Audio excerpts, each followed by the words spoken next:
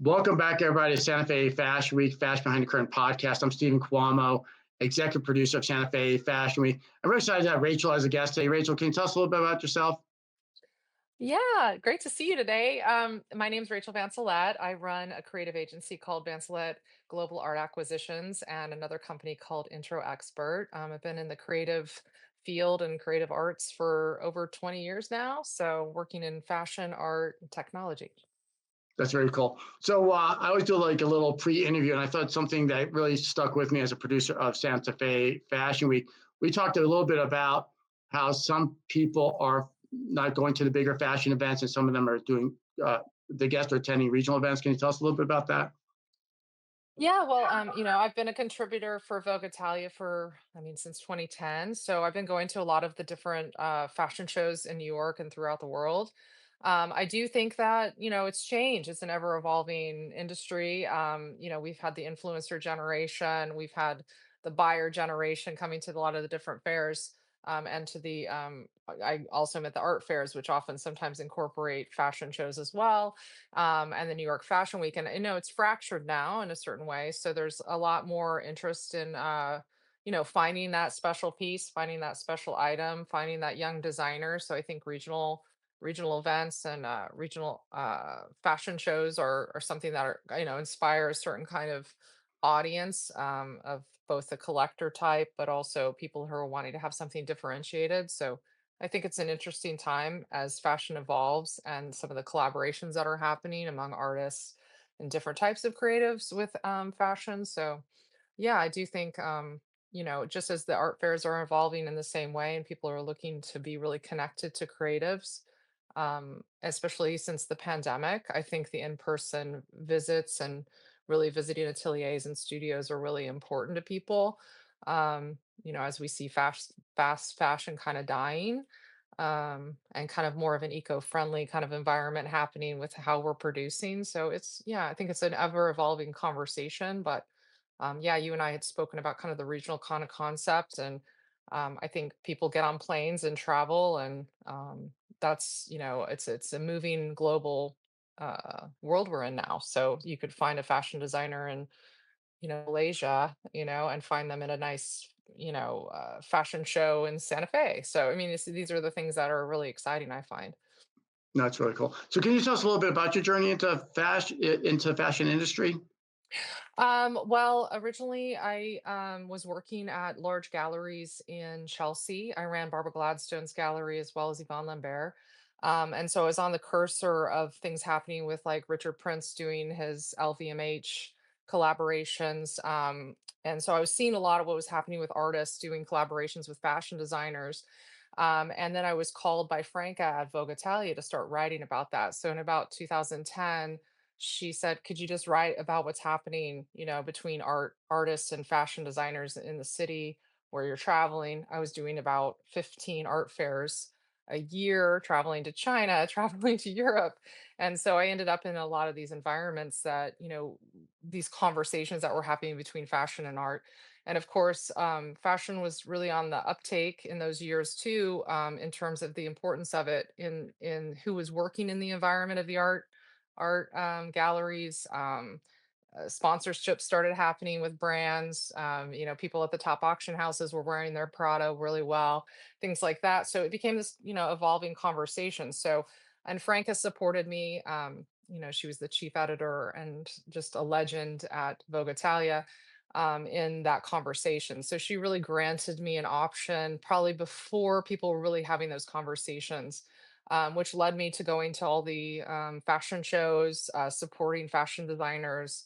I've always been somebody who's been interconnected, so I'd make introductions to artists and fashion designers. So I kind of merged in both worlds for many, many years. So my entry there, but into fashion, my entry was always, from a very young child. I was opening Vogue, Vogue magazines and traveling the world a bit with my father in a business that was in the printing industry. So I ended up, had the luxury and the I was grateful to be able to be exposed to things at a very early age, which always had me in a fine line around following fashion. So That's really cool. This whole like immersion of fashion and art. I'm working on this whole. Obviously, my the name of the podcast is Fashion Behind the Curtain, but also these more immersive events. I think these runway shows. I was listening. I think it was Tim Gunn on the Business of Fashion, where he was talking about how fashion shows haven't changed in like over 110 years. And unless you work in the industry, I want to kind of pull back the curtain and show what that might look like. And when you go to an art gallery, they don't bring the art to you. You walk around and you look at the art, and I think fashion is wearable art. And so having the fashion show more immersive at ground level, where people can walk and look at the fashion, take in the fashion, and then maybe have like the models are already stylized. They would walk over to where the photographers are, so the guests could see what maybe creating a lookbook might look like, and then having these immersive shows throughout the country and combining fashion and art. My show in October is actually at Edition One Art Gallery in Canyon Road in Oh, Santa Fe. nice. That's great. So Yeah, I think it's an interesting thing. I mean, they started to have presentations probably only about 10 years ago in a lot of the fashion shows. So you'd walk in and it was, a presentation rather than a walkway run show. So you're kind of looking at these almost mannequin-like figures wearing their clothes. So, sometimes you're not sure if you're going to a fashion runway anymore, a fashion presentation. And then also like people like Christian Siriano are collaborating with wonderful artists building their whole sets. So you walk into, the fashion show and the set is, an art studio with paintings all over the runway. So it's an interesting intersection as you see people kind of creating stage sets as well and immersive experiences with digital work as well. It's really an interesting time, I think. yeah, I think people really are looking for more of an immersive event. I always say like the cool kids are kind of behind the curtain, and then everybody's just sitting there watching the fashion go up and down the runway. And I think as a producer of a fashion week, trying to add value for the fashion designers as well as the guests. So giving the guest a wow experience and then giving the designers a unique experience. Yeah, I So think it's important now. I think the engagement is different as well. When you're watching a runway show, it often only lasts like 10 minutes. And sometimes you're not behind the, stage able to meet the designer or meet the people involved. And so, having that accessibility for people we're in a more accessible environment now. I think, the walls have changed. And so you go to a fashion show and people are able to more people who are not part of the fashion world are able to attend these things, and I think that's a beautiful thing because in order to understand fashion sometimes you have to see it up front in person, and sometimes when the designer is putting it on a model it's a very important aspect of how to experience the fashion itself. So to have that in-person experiences I do think is important. We're in a generation of social scrolling. Everybody sees everything on a social media run. But I'm still of the old vein of, if you feed your eyes, it continues to educate you and know and gives you your own sense of style and eye, right? So the more you see, the more you know. So. that makes a lot of sense. So you do marketing also. So is that in the realm of fashion marketing then? Well, my agency, what started to kind of happen was because I was standing in both fields. My agency, we represent artists who also want to kind of go into the other side and do something of a fashion collaboration. We've built brand collaborations, we've built capsule collaborations, we've marketed, we've built the brands from logo up. We've helped people with their marketing position and how they want to be seen. The conversation is always an elegant one, but also a complicated one when you're talking about creatives because sometimes they don't know exactly how they want to approach it. So when you're thinking of fashion collaborations with contemporary artists, is a lot of what our agency does. But also at the same time, there's a lot of artists that are also, or fashion designers who are also transitioning into the gallery world.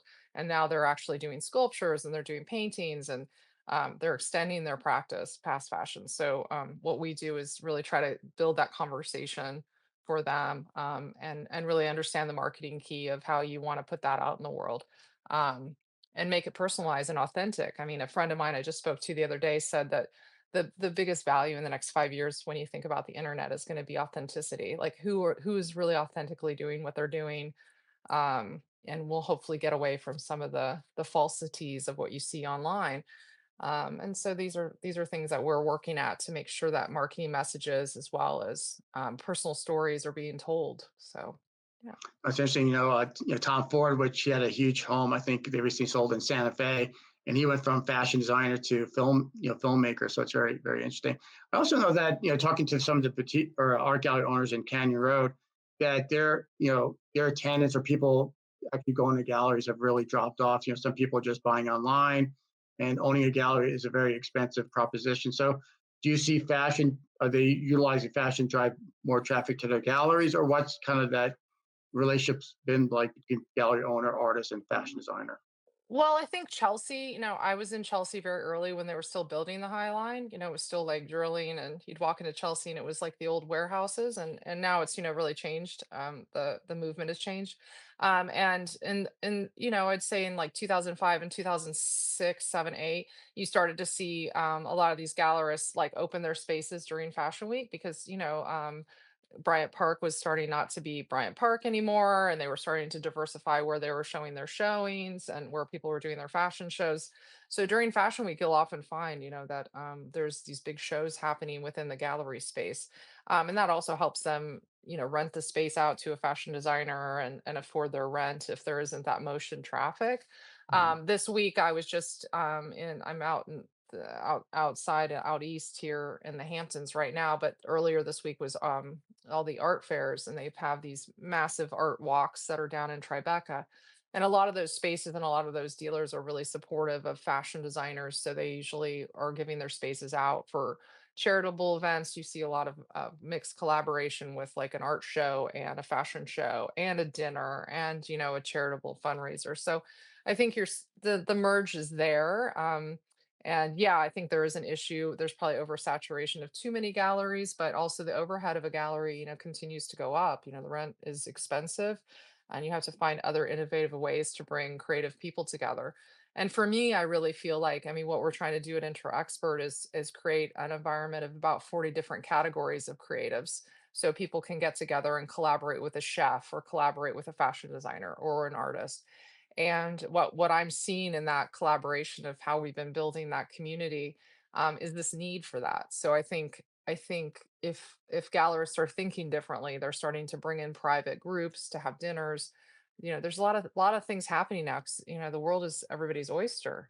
So it's there's different ways, and I think that cross collaboration will continue to breed this environment of like, for instance, there's a beautiful project that was done for 9/11, and the woman who did it, she did it in Lincoln Center, and it's a world peace project that she does, and it's called the Table of Silence. And I had lunch with her earlier this week, and we were talking about like how can we get dancers to kind of collaborate with artists, and then costume and fashion designers to all kind of integrate with what's happening with people doing some of these public projects with art, because it's just so essential. It's so important that we all, we can bring different communities together, and then you end up finding somebody who's a really, buying the fashion, going to the dance performances and supporting that and supporting public work. Um, and she's amazing. She danced with Martha Graham, and we were just having this conversation of, are we going back to old days where we all sit around the coffee shop and talk? I don't know, but when you think about regional different environments, like what the amazing work that you're doing, I mean, these are things that people will pop on a plane, for, and then you find the community through all these different events and immersive things.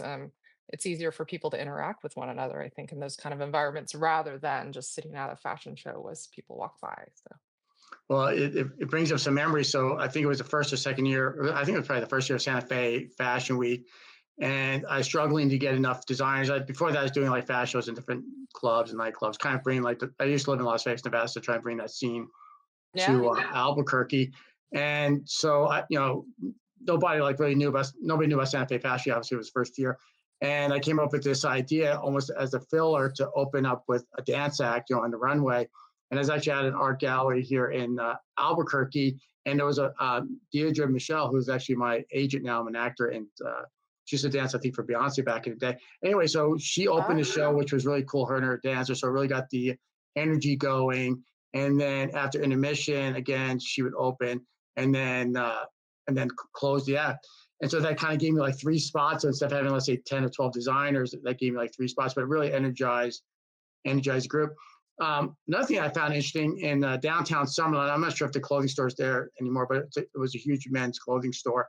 and inside there they had like a tapas bar. It was Yeah. interesting because you could be shopping, combining two experiences. So instead of going to a mall and having dinner somewhere and then going shopping, combining those two experiences, and I thought that was really cool. Are you seeing that in New York or out?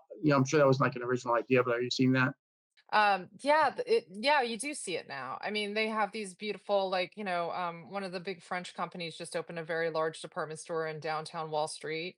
And you go in and there's a champagne bar, there's art, there's fashion. It's just an immersive experience. And so you walk in and you're not only going in there just for a shopping experience, but I do see department stores.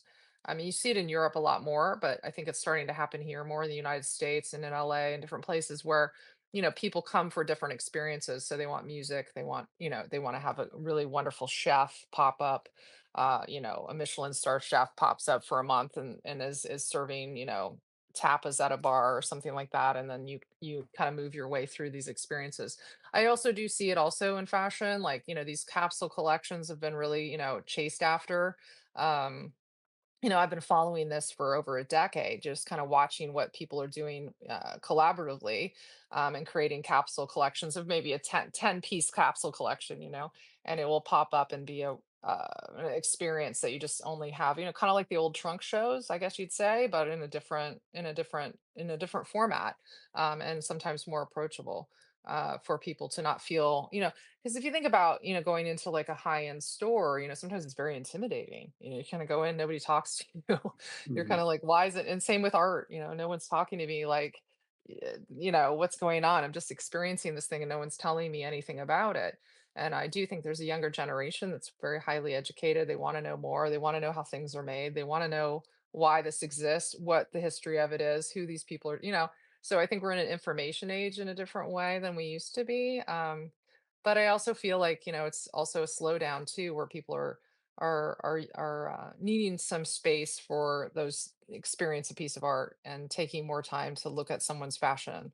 So I think that's a beautiful thing, and that helps us all, So Most definitely. Something I grapple with, and I'm a big fan of the Business of Fashion podcast, and I forget which designer they were talking to, his big design house, but you hear the word authenticity thrown around. You used it earlier, and it brings you back to back in the day when I lived in Vegas. A bunch of business people would go to, I think it was Cabo or something like that, to watch the Super Bowl, and there was I think it was a dentist. I never met him before, and he was definitely being his authentic self because he was drunk and obnoxious and all that stuff. And I'm like, oh my God, I don't think I'd ever see him as a dentist. I'm sure he's a professional dentist, he probably does a good job when he's a dentist. I'm like, I don't like your authentic self so much. So when people talk about when people talk about authenticity, what exactly does that mean to you, or what do you think that really means when it comes to like a fashion designer being their authentic self, or what does that mean to you? Yeah, I mean, I don't use that word lightly. I know it can be interpreted in many, many different ways, and maybe I'm not using it in the correct way, and I'm not using it as a wellness term or a term that's just, to spin. But I do think that, we've been so inundated with social media and certain things that, a lot of people tend to follow trend or think that they have to feed a market. I've seen it with artists getting kind of caught in, I have to make this, produce this, and so it will sell. And I find the people that are really authentically coming from a creative position about their belief in what they're creating end up sometimes being the most successful. And I mean that in the way that they wouldn't probably know what else to do but to create. And so therefore, that comes with its issues, like how do you market yourself when you're so focused on your design, or how do you, build a business. And now schools are now building in those business programs into certain schools to say this is how you create your business. Back in the day, they just spit you out and then you're just in your studio or you're creating your fashion line and you're just out there.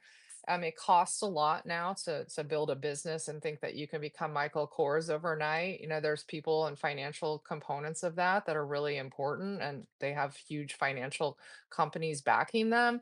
So when I think about authenticity, it's like, if you think of yourself in 10 years or, in your creative process, are you going to be feeding a market, or are you actually going to stay within your, creative, you know, uh, authenticity, I guess you'd say. So when you look at artists and you look at them historically, or you look at fashion designers, you see the line throughout their work through their entire career. Not to say they're making the same thing, but they definitely, I mean, that's all they know to do. So I guess that's where when I bring in that word, I think that's also part of it. But I also think that with generative AI and a lot of things that are happening, people are using it as a tool. And, there's a question about, did that person really create it? What tools are they using? Is it authentic? Did it come from something else? Are we stealing creative thoughts from other people and creating a new salad? And so when you think about technology and how we interpret it, um, there's a lot of fake things that happen on the internet and throughout, and I've seen it through creatives being very upset by somebody like creating something similar to them, and then they've been working at it for 10 years and they say this guy just ran off with my stuff. So we're coming into some crucial issues. So I think authenticity in the sense of understanding that it's real, it's from the creative human that created it, will be a cast of interest in the next 5 to 10 years as AI kind of moves forward too. So so there's multiple layers when I think about authenticity. No, I makes Hope I no. Thanks for clarifying that because yeah, people, I think that and which is a whole other topic, but sustainability, where fashion could really never be sustainable. I mean, you can maybe make it yeah. last a little bit longer, but it's all going to end up in the landfill. Or I think a lot of companies now are finding ways to repurpose it and maybe use it for filler for a car or something like that. So that maybe there's life after that garment. But when Yeah. people are like, oh, I practice sustainable fashion, I'm like, I don't know. That seems almost like a throwaway term in a way. Yeah, because when you get to the underbelly of all of that, it turns into, a very big conversation about, how, and I mean, I'm seeing it a lot of the repurposed, vintage is huge here. I mean, you see people in lines at Soho, waiting to get into the vintage store. And so there's a beautiful thing about the repurposing, but there's also, yeah, it's the landfills are going to still fill, and fast fashion filled it. So, Exactly. Yeah. yeah. Well, it's interesting to see like Forever 21, which I think that was like one of the first fast fashion retail stores, before really buying stuff online. So where do you feel like, I'm really big into these podcasts. I think like, you look at LinkedIn, which I think is great because you can connect with other business people. TikTok is really just consumed very quickly. I think when people tune into podcasts, they know they're going to listen to something for 20, 30 minutes or longer. Where do you see storytelling fitting in with fashion and branding and marketing? I think it's a very important key. I mean, I really do. I think storytelling is, I mean, if you, and again, goes back to authentic self or authentic ideas, but or your creative ideas, whether they're authentic or not, just be straight with what they are. But I do think storytelling is a very important component. I find it in people who are engaged in fashion and art. They want to know the story. They want to know the history. They want to know where it came from. They want to know how it's made. They want to know the lifeline of where it started and where it ended. So I do think the storytelling component is a very crucial thing, in the studio of both fashion designers and artists, to really have that honed in a certain way. I will say creatives, sometimes are not the ones that are able to be as vocal. So their gallerists or their fashion agents or whoever's in charge of them are often the ones that are speaking for them and on their behalf. But that storytelling component, I think is becoming even more relevant now today than it used to be. I mean, when you think back, I mean, we are going back to books and we're reading again. Yeah, yeah. Back in the day, there was a Kindle everywhere, and there's, people are still always been reading, but you'll sit in a subway and you'll see somebody with a big book in their hand. So we are going back. I think we are going back to essentials of the importance of storytelling. And I also think, some of the work that I do, I really think it's very important. I had a mentor who said, it's very important to keep telling the stories, but also document the stories because the stories change over time. And where are we going to be in 10 years with all this information at us? Like keep telling the story, but keep writing the stories. So That makes a lot of sense. I interviewed a woman. I found her on TikTok, and she was kind of like she pivoted to be a stylist, and she was documenting like her transition to being a stylist and stuff like that. And I thought it was very, very interesting. And I also talk about like be it Santa Fe Fashion Week or any other fashion event. I think the designers that kind of document their journey, like getting ready for the fashion event and maybe traveling to the fashion event. I mean, really just getting squeezing as much as you can out of that fashion event so you have something to create content about. I think a lot of times, it's easy to run stale because, what are you going to talk about? And even she mentioned that, she starts watching so many times that she starts getting bored with it. And she's like, is anybody else going to like it? And I think that could happen too, where it's like you almost have to step away or just kind of believe in what you're doing. Yeah, I mean, we just had the Costume Institute, event happen in New York, and you see some of the biggest content was, them getting their makeup on or showing up and eating their chicken wings, or, some of it's like you know more about that than you know about what they wore on the red carpet. And so, the Mark Hotel was having everybody come out, and the rumors of Rihanna being pregnant and all these other things. But then there's all this other thing that happened the next day, which I found was fascinating, which was, everybody from Christian Siriana to everybody was like, this is how I got ready for the Met. And I think people were more interested in that concept of behind the scenes than actually sometimes the event itself, because it's a live stream, and it's on only certain networks and things like that. So I mean, I think it's also a branding moment. I mean, think about the coffees they're drinking, think about the jewelry they're wearing, think about like their hairstylist, think about the makeup they're making. I mean, it was an influencer event. So you're looking at it as like an event and, oh, they're giving me the behind the scenes, but everything on those are marketed. I mean, that's all a marketing tool. So I mean, you got to really think about what you're watching as the consumer, as someone flashes, their cup of coffee or they're putting on their makeup with their makeup artist. It was very well curated, I would say. Well, they say that the social media and all this stuff is really the last place for reality TV, even though most of us are showing our best, showing it in the best light. But it is reality, and I'm not really big into watching sports, but I know like people have their favorite sports teams, but also their favorite players, and it's usually because they know the backstory, like what college they went to or what they're into, and then they're Exactly. often challenged because their favorite player went to another team, which they're rival or something like that.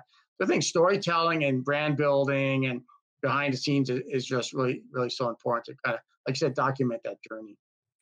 Yeah, and I think down the road you'll see, people are creating like great documentaries now that are getting put on streaming channels, and these are really important keys because it becomes history automatically. I mean, think about it in 2 years, you're looking back at these moments, and it's history, so I think it's really important. Oh, we'll just about wrap this up. I just want to touch on one more thing. Because you talk about documentaries, and I used to call myself or want to be like the Anthony Bourdain of fashion because I always thought it was interesting where food and culture, and I think fashion and culture is very interesting. But, but I'm seeing this also a shift where some designers aren't even doing fashion shows or fashion weeks, but they're creating these fashion films. And it could be anything from a documentary or just a really well choreographed three-dimensional show that you could never create on a runway. Are you seeing a little bit of that? Yeah, I do think it's really important now. Partly because of the retail component too. I mean, to have a retail space just like a gallery space, it's very expensive. And so people are really utilizing, behind the scenes, and they're creating, shorts films.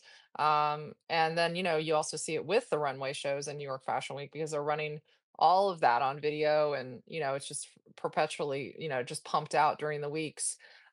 So, we are a media driven, society now. And it means I can be, in London, and I can tune in to what you're doing. If I see, or, a fashion designer you're working with, and I can tune in and I don't have to be present. So there's the beautiful thing about using the technology bridges that we do have. And also documentary, I think, is just on a comeback. I mean, we see it at the Academy Awards. We see that people that are not in the industry in Hollywood are now end up getting nominated and, awarded for and accoladed for what they're doing, within their fields of documentary. So I think it's really important. And I think in fashion, it also gives a different eye. If I'm able to see somebody's fabrics, or, see how they're creating something, it gives a different perspective, I guess, and even me standing with them in person because maybe the piece has already been completed. So, seeing that process, and understanding their nature, because when you think about fashion, fabrics are so important, detailing so important, creation, how they make it, where they produce it, is it in the house, are they doing it overseas, all these things are big components when you think about fashion. So it's not just, oh, this is the piece, so Well, the garment then tells a story and almost becomes a character in your life because when somebody, if they compliment what you're wearing, now all of a sudden you have like this whole backstory of Mhm. how it came to be. So, Well, Rachel, I really appreciate your time. Thank you so much for being a guest. I'm so excited about having you on our Thank you. podcast. And let me just mention this real quick. So if you work in the fashion industry and like to be a guest on Santa Fe Fashion Week, Fashion and Current podcast, please reach out. I'd love to have you on as a guest. Rachel, thanks again so much. Yeah, thank you. I look forward to seeing you, and hopefully I get to come down and see all the amazing things you're doing this next round for Fashion Week. So I look forward to it. Thanks. I appreciate it. Thank you.